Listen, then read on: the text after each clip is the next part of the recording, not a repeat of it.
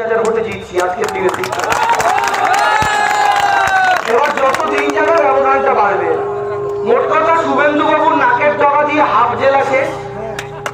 আর বিচারপতি বিচার তোমার করবে যারা, আজ জেগেছে এই জনতা, অর্থাৎ বিচারপতির বিচার এবার জনতার আদালতে হবে।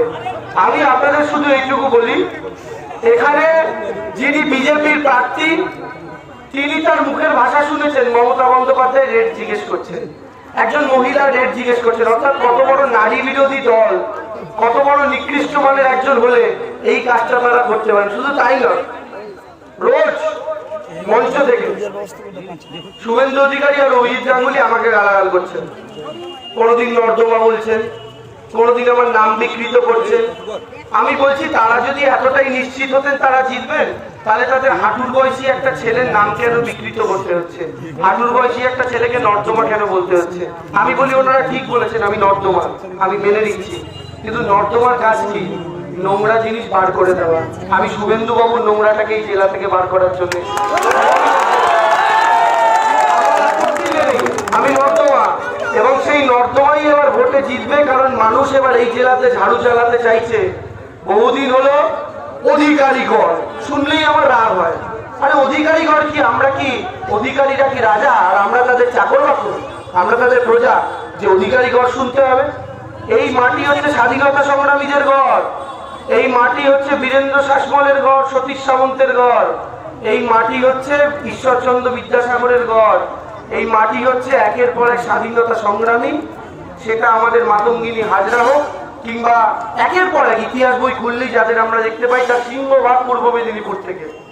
আপনারা জানেন যখন স্বাধীনতা সংগ্রাম চলছে পূর্ব মেদিনীপুরের মানুষদের, আপনাদেরই কারোর দাদু কারোর ঠাকুরদা প্রাণ জড়াচ্ছে, রক্ত জড়াচ্ছে, প্রাণ দিচ্ছে, তখন এই বিজেপি দলটা, তাদের পূর্বপুরুষরা ছিল ব্রিটিশদের দালাল। তারা তখন কি করতো? স্বাধীনতা সংগ্রামীদের ব্রিটিশদের সাহেবদের পুলিশের কাছে ধরিয়ে দিত। তার মানে একদিকে পূর্ব মেদিনীপুর যখন প্রাণ দিচ্ছে, মেরুদণ্ড বিক্রি করতে পারছে না, তখন বিজেপির পূর্বপুরুষরা ব্রিটিশদের দালালি করছে, ব্রিটিশদের কাছে নিজেদের মেরুদণ্ড বিক্রি করছে, ব্রিটিশদের চাকরি নিচ্ছে। এই কারণেই আমি বলি পূর্ব মেদিনীপুরের বিপরীত শব্দ হচ্ছে বিজেপি। তাই পূর্ব মেদিনীপুর কোনোদিন বিজেপির হতে পারে না, কোনোদিন বিজেপির হবে না, এটা আমি নিশ্চিত করে বলতে পারি। আপনারা নিশ্চিত থাকুন, বক্তব্য দীর্ঘায়িত করার জায়গা নেই। অনেকটা লম্বা পথ আপনারা হেঁটেছেন, আমি তো গাড়িও করছিলাম, আপনাদের হাঁটতে হয়েছে এতটা লম্বা পথ, ফলে আমি বুঝতে পারছি এই গরমের মধ্যে আপনাদের প্রত্যেককে অভিনন্দন, শুভেচ্ছা। আর আমি শুধু এই কথাটা বলি, সন্দেশখালি নিয়ে সবাই টিভিতে দেখেছেন তো, পরে কি হয়েছে? শুরুতে সন্দেশখালি নিয়ে কত কথা, পরে ভিডিওতে প্রকাশ হয়ে গেল 2000 টাকা করে দিয়ে বলানো হয়েছে। যারা বলছে, যারা অভিযোগ করেছে তারাই স্বীকার করেছে। তাহলে বুঝুন এই বিজেপি দলটা কতটা ভয়ঙ্কর। বাংলার মায়েদের ইজ্জত দিয়ে 2000 টাকার বিনিময়ে এরা ছিনিমিনি খেলতে পারে। ধর্ষণের অভিযোগ কি ছোটখাটো অভিযোগ? 2000 টাকার বিনিময়ে মানুষগুলোর দুটো পয়সার দরকার ছিল বলে শুভেন্দু বাবু আপনারা সেই পয়সাটা গুঁজে দিয়ে এত নোংরা অভিযোগ তাদের দিয়ে করাবেন? এতে কি বাংলার মান সম্মান বাড়লো না বাংলার মান সম্মান কমলো? আমি আপনাদের এইটুকু শুধু নিশ্চিত করে বলি, যারা সন্দেশখালি করেছেন তাদেরকে মানুষ এই মাটি থেকে, গোটা রাজ্যের মাটি থেকে জবাব দেবে। আর শুধু সন্দেশখালি বা তমলুক নয়, গোটা পশ্চিমবঙ্গের অধিকাংশ লোকসভা তৃণমূল জিতবে। আর আমি আপনাদের প্রার্থী হিসাবে শুধু এইটুকু বলতে চাই, আমি দিব্যেন্দু অধিকারী নই, আমাকে ভোটের আগে যতবার পাচ্ছেন ভোটের পরে তার চেয়ে বেশি দেখতে পাবেন, এটা নিশ্চিন্ত থাকুন। আমি দিব্যেন্দু অধিকারী নই, আমাকে একবার ভরসা করে একবার আস্থা রেখে দেখবেন। বয়স বেশি না, মাত্র 28। যেদিনকে টিকিট পাই, মমতা বন্দ্যোপাধ্যায় আমাকে ব্রিগেড প্যারেড গ্রাউন্ডের নিচের একটা সভাঘরে ডেকে বলেছিলেন, দেবাংশু শোন, আমি জীবনে প্রথম টিকিট পেয়েছিলাম 29 বছর বয়সে। আমি যখন 29 বছর বয়সে টিকিট পেয়েছিলাম, আমি সোমনাথ চট্টোপাধ্যায়কে হারিয়েছিলাম। আমি যদি 29 বছর বয়সে সোমনাথ চ্যাটার্জিকে হারাতে পারি, তবে তুইও 28 বছর বয়সে ওই ভণ্ড বিচারপতিটাকে হারাতে পারবি। দিদি আমাকে এটা বলে টিকিট পেয়েছিল। আর আমিও দিদিকে বলেছি, দিদি নিশ্চিন্ত থাকো, তমলুক তোমার হাতে তুলে দেবো। তমলুক আমরা জিতছি, তমলুক তৃণমূল কংগ্রেস জিতছে, এবং ময়না থেকে ব্যাপক লিড। অবাক হবেন না আপনারা যদি দেখতে পান ময়না লিডে ফার্স্ট হয়ে গেল গোটা তমলুক লোকসভার মধ্যে। ময়না বিধানসভা সেই জায়গাতে রয়েছে। আমি আপনাদের আরো একবার ময়না, আর আমি রাস্তা দিয়ে যে এতটা পথ এলাম, দুধারে মহিলাদের যা সারা, মানুষের যে সারা আপনারা তো দেখেছেন। আমি এই কথাটা হলফ করে বলতে পারি, এবার মহিলারাই খেলা করাবে।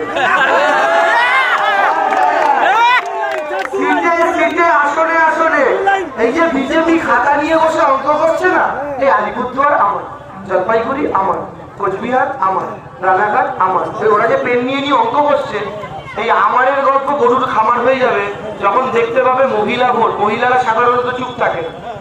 যখন সমীক্ষা সংস্থা এসে জিজ্ঞেস করে আপনি কাকে ভোট দেবেন, যেগুলো নিয়ে ধরুন টিভিতে সমীক্ষা দেখায়, বিজেপি এতগুলো পাবে, তৃণমূল এতগুলো পাবে, ওরা বেশিরভাগ ছেলেদের জিজ্ঞেস করে, মহিলাদের জিজ্ঞেসই করে না। ভাবে মহিলারা রাজনৈতিক কথা বলবে না, কিন্তু এই মহিলারাই তো খেলা ঘোরাচ্ছে জায়গায় জায়গায় সব সিটে।